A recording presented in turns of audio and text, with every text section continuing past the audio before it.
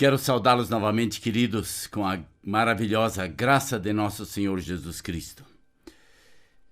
Hoje eu quero conversar com vocês sobre não vos enganeis.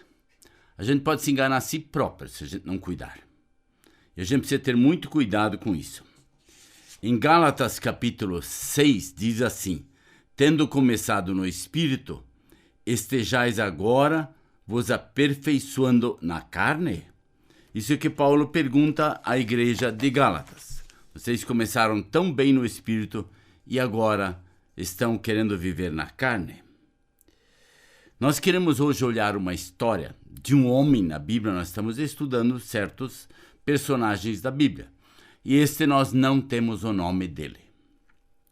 Em 1 Reis capítulo 13, nós temos a história do homem que veio de Judá.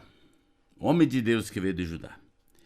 Ele vem trazer uma mensagem e diz assim: por ordem do Senhor, um homem de Deus foi da Judéia a Betel, quando Jeroboão estava em pé junto ao altar que queimava incenso.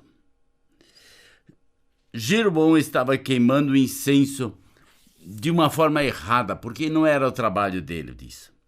O trabalho de queimar incenso era o trabalho do sacerdote. O sacerdote deveria queimar incenso, não o rei. O rei tinha outras tarefas, mas não queimar. E para ser sacerdote tinha que ser da família de Arão. E Jeroboão tinha colocado uma série de outras pessoas para comandar aquele grupo. E este homem veio da parte de Deus. Por ordem do Senhor, um homem de Deus foi de Judá a Betel. Ou seja, ele veio debaixo da ordem de Deus. Ele recebe uma palavra de Deus e Deus diz para ele: vá até lá. E no verso 2 daí diz: ele clamou contra o altar segundo a ordem do Senhor. Ó altar, ó altar.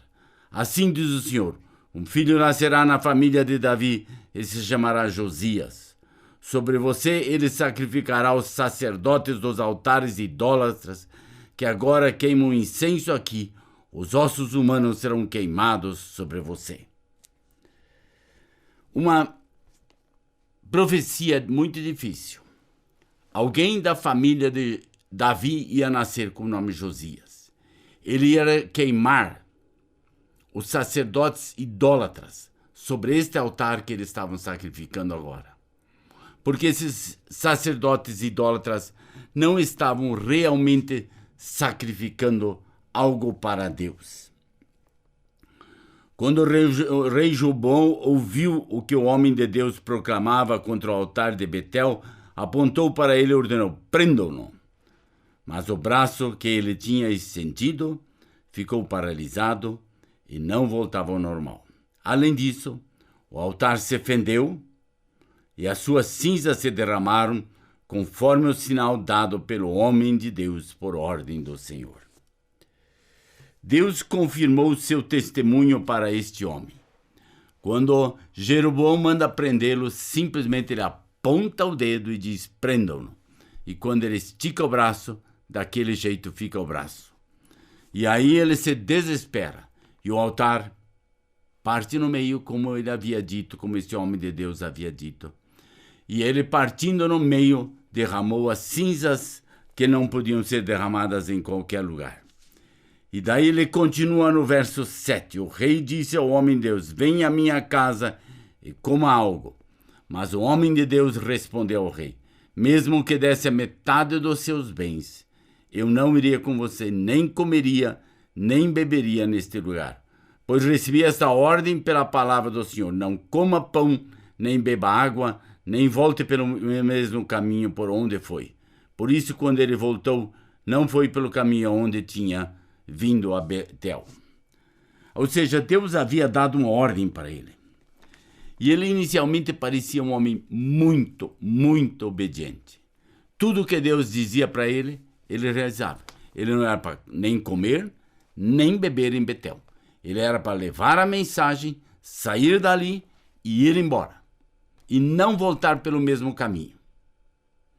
Você diz: pastor, mas como é que daí eu volto? Acho uma outra forma de voltar. Só tem uma estrada para lá, então volte por um outro caminho. Procure uma outra forma de voltar. Mas esta era a ordem, e Deus não está esperando isso de você nem de mim. Por favor, não entenda assim. Deus está esperando que você e eu sejamos somente obedientes a Ele. E aí tem uma história muito interessante. Havia um profeta, já idoso, que morava em Betel. Seus filhos lhe contaram tudo que o homem de Deus havia feito naquele lugar e também o que dissera ao rei. E este homem daí manda selar uma mula, um jumento, ele monta nele e ele vai atrás do homem de Deus. E é interessante o que daí acontece no verso 18 e 19. O profeta idoso respondeu: eu também sou profeta como você, e um anjo me disse por ordem do Senhor: faça voltar com você para a sua casa para que coma pão e beba água. Mas ele estava mentindo. E o homem de Deus voltou com ele, foi comer e beber em sua casa. Esse homem de Deus sucumbiu porque um profeta testou ele. Contou uma coisa que não era verdade. E uma coisa você, querido ouvinte, e eu precisamos aprender. Se Deus nos diz algo, Ele nunca vai contradizer o que Ele disse. Ele sempre vai permanecer fiel naquilo que Ele disse. Deus não diz hoje vá para lá e amanhã venha para cá. Se Deus te manda para lá é porque Ele te quer lá. Então Deus tem dado umas ordens para nós e nós precisamos aprender a obedecer essas ordens.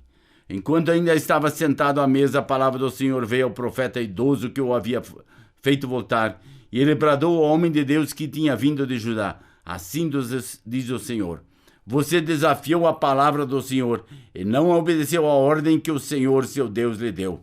Você voltou e comeu pão e bebeu água no lugar onde ele lhe falou que não comesse nem bebesse. Por isso o seu corpo não será sepultado no túmulo dos seus antepassados. Que palavra difícil. Que palavra dura. O profeta o profeta idoso dá para o profeta mais jovem. Diz: você não deveria ter feito. Você deveria ter continuado naquele princípio que Deus tinha te dito. Vá e faça. E muitas vezes Deus nos diz coisas para fazer e nós duvidamos. E aí no verso 24 diz: no caminho um leão o atacou e o matou, e seu corpo ficou estendido no chão ao lado do leão e do jumento. Ali ele ficou. Por isso, nós precisamos ter muito cuidado. Será que um pastor pode ser uma tentação para nós? Esse profeta idoso foi uma tentação para o profeta jovem. Será que um líder mais idoso pode ser uma tentação para nós? Nós precisamos, assim, ter muito cuidado para nós não ser convencidos do que nós vamos fazer. Mas nós precisamos ter certeza daquilo que Deus quer de nós. E Deus quer, em primeiro lugar, a tua obediência. Se você for convidado a ir a lugares que você sabe que isso vai prejudicar a tua vida espiritual, nunca vá. Porque não é isso que Deus quer. Deus quer de você somente obediência.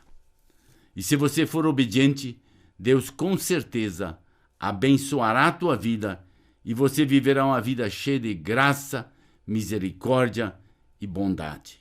Agora, se você desobedecer, as consequências virão mais ou menos como esse homem de Deus. Ele desobedeceu, o leão atacou, matou e ali mesmo ele ficou jogado sem que ninguém fizesse nada. Depois a história continua, o profeta vai lá e leva o corpo dele para ser sepultado em algum lugar e assim por diante. Mas isso não é importante.